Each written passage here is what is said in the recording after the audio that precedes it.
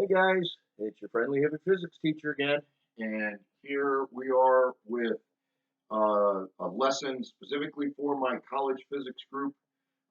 This is Unit 11, Lesson 6, and we're talking about thin lenses today.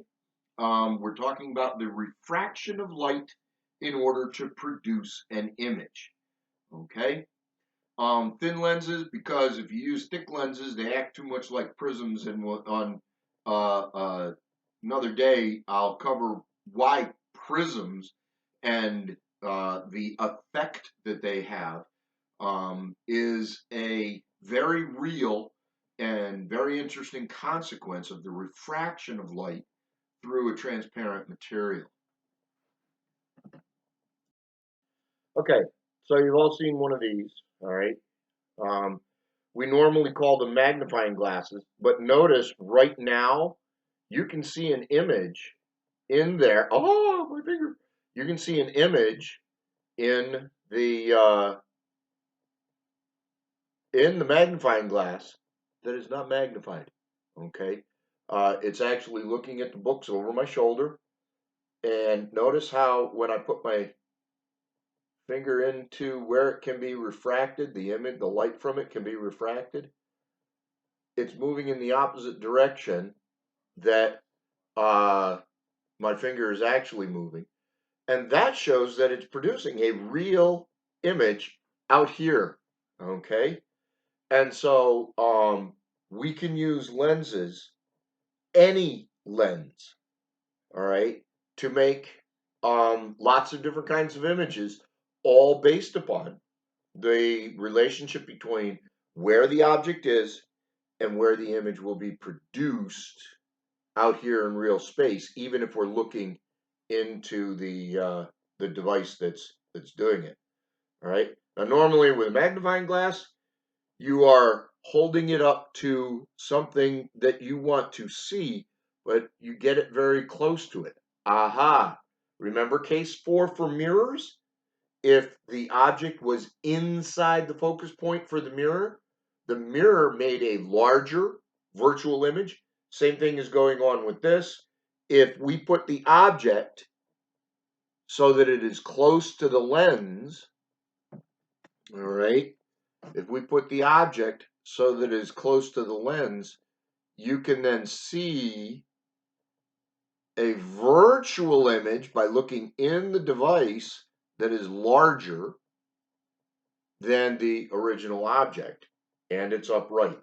Notice that the R on the rail here is larger than the regular there, and that's because I am putting the I'm putting the magnifying glass so that the R is very close to the focal point, but inside it for this lens. Okay? All right, so for our definitions here, lens. A lens is any transparent device used to produce an image or focus the light in order to produce an image of some sort. Okay, we have two common sorts of lenses. The concave lens is one that is thick in the middle and thin at the edges. This is an example of a concave lens, right? Anything that you could use as a magnifying glass, or anything that you could use, for like telescopes and things like that. They generally, all right, are made out of concave or convex lenses, not concave lens. And then concave lens is like my eyeglasses here. If you really look at my eyeglasses, you'll notice that the edge of them is thick, all right, while the center of it is thin, all right, and that creates a case where we get a diverging of the rays as they pass through it. Well, that's great for correcting myopia, all right, and that's a problem of the eye where either the eyeball itself is too short or the lens isn't focusing the light strongly enough and it focuses the focus point is behind the retina rather than on the retina. Okay, and so something that is close to you is easier to focus on the retina than far away. More on that on another time. Okay. All right. The focal length of a lens depends on two things. Unlike mirrors, where it was entirely based upon the shape of the mirror, lenses are doing two things. They're refracting light, so the light's going through it. So not only the shape of the lens, but also the index of refraction of the lens determines the focal length. Okay? And so for lenses, you're either going to be asked to determine the focal length based upon object and image distance using the geometric optics equations, or you're going to be given the focal length and then from that use it to figure out where an image will be or where the object is based upon an image distance. Okay? So focal length depends on index of refraction and the thickness of the lens. If you are limited to thickness because of construction constraints in your device, I can only have a lens that is so many millimeters thick because I don't want to make a device that's too bulky for that. Well, then I'm going to, and I need a very short focal length. I'm going to need to have a very high index of refraction for the lens. If, on the other hand, I can make a big, thick lens, then I can use almost any material uh, as the transparent material for the lens, and just mix my qualities and find a balance between these two factors. So index of refraction, the higher the index of refraction, the shorter the focal length will be. Thickness, the curvature, the more curved the lens is, the thicker the lens is because of that, then the shorter the focal length will be. Okay, as you saw from the documents you were supposed to download, there are again 4 cases for the converging lens, 4 cases for the convex lens. All right. Case 1, the object is outside twice the focal length, or beyond 2f, or sometimes you'll see it referred to as being at infinity. Okay. Case 2, when the object is at twice the focal length, the image appears at twice the focal length on the other side. Interestingly enough, it's the same size. That is the case of a photocopier. Think about it. Your object is over here is the sheet of paper that is your original, but you put it right there at twice the focal length. And if you follow the lens diagram, which I'll get to momentarily, the image will appear over here at twice the focal length, and it will be the same size. It will be upside down. It can be put on a screen. Well, the screen becomes the other sheet of paper that's been pulled in from the tray, and you print it. You print whatever was on the first original goes on to that piece of paper. And now you've got a copy of it, an identical copy. And if you notice, when you put the original down on the platen of your photocopier, your copy comes out upside down compared to it. Haha, real image. All right. So case 1, object is beyond 2F, the image is going to be inside F. Case 2, object at 2F, image at 2F, same size. Case 3, object is between F and 2F. The image appears out here somewhere beyond 2F at infinity. Movie projector. Okay. And then case 4 is the virtual image case. If the object is inside the focal length, it's going to produce an image where the only way to see it is to look back through the lens at the object and then see the image behind it, quote unquote. Okay, so the ray diagrams for a lens, very similar to the ray diagrams for the mirror, except they don't bounce off and go back. They go through, they get refracted, they get bent as they go through the lens and form the image on the other side of the lens. If it's a real image, they virtually appear to intersect on the other side of the object if it's a virtual. Okay, so for the lens, you have a ray that comes off of your object, it's parallel to the principal axis, and when it gets to the lens, when it gets to the area of the lens refracts it and bends that ray down through the focus point. Another ray coming from the same point on the object will pass through the focus on the way to the lens, and then once it gets to the lens, it will bend and go parallel to the principal axis. Now, the geometry of this says, okay, draw your line to the center of the lens and then bend it. We all know that, yeah, all right, there's two boundaries here. There's a little bending that's happening there and a little more bending that's happening over there. If you do the geometry of it, it makes it nice, and for all intents and purposes, it's as if the light's gone to the center line of the lens, and that's where the bending occurs, and it comes out in those patterns. Okay, so make sure you look over the cases again. I'm going to go over them during our online session, especially the virtual image ones, because those seem to trip you up with the mirrors. So I'm going to reinforce those when we do our online lesson. Okay. So make sure you check out the cases, draw them on your own. You should be able to draw them on your own at this point. All right. And we'll move from there.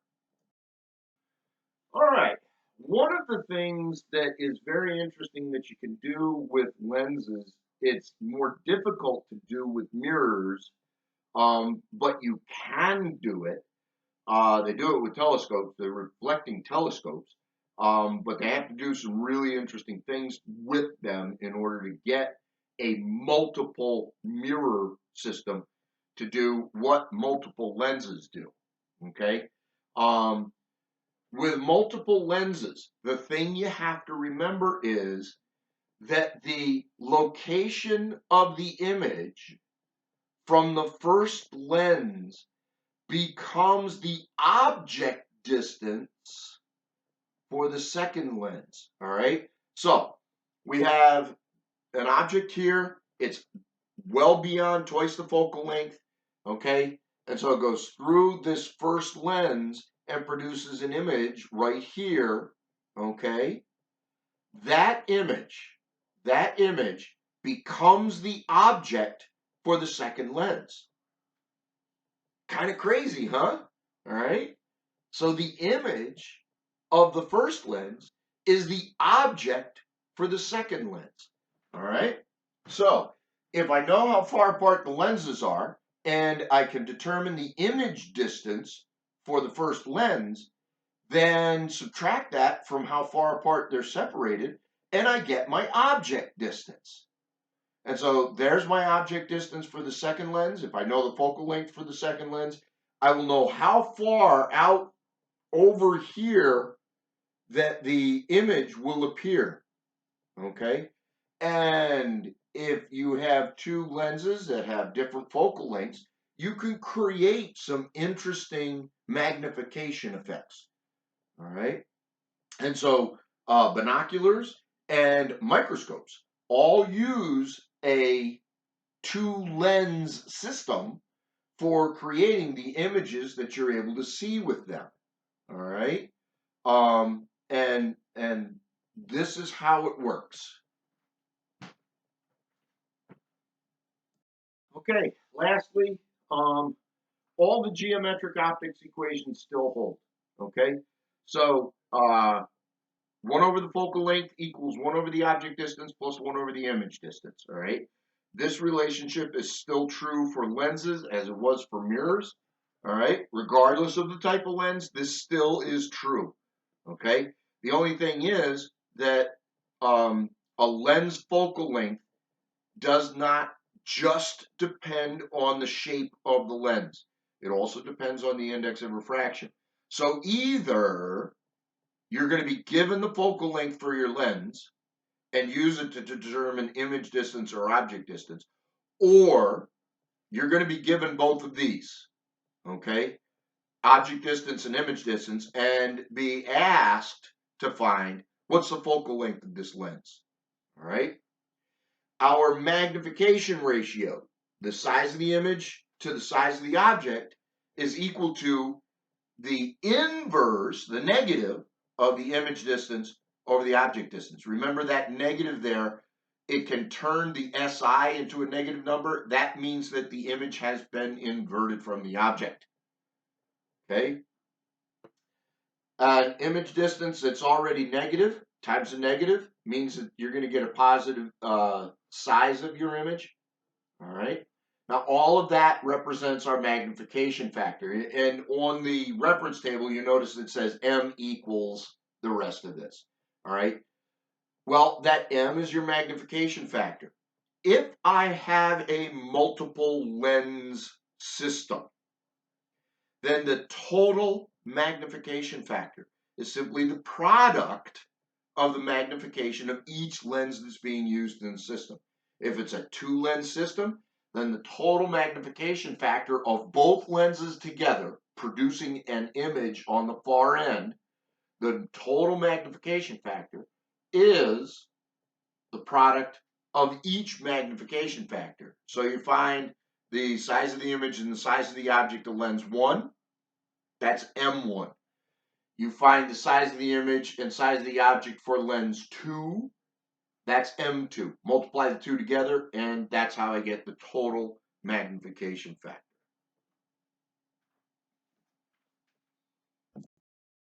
So there you go. That is our the basics about what a lens is and what it does. Okay, and just remember, you wouldn't be able to see this without a lens doing its job. That's what these are doing. Okay, the cornea starts the refraction process, the lens finishes the focusing process, and all of that gets focused onto the screens that are the retinas in our eyes. You've always been told that the image of the world around you gets flipped upside down in your eye. Now you know why. Because everything that we're looking at out here is beyond twice the focal length of the lens that's in our eye. Thank you very much, folks. We're coming down to the end of it. Very soon, we'll be focusing almost entirely on reviewing for the final exam. And so we've only got one or two more lessons on waves and light specifically as a wave.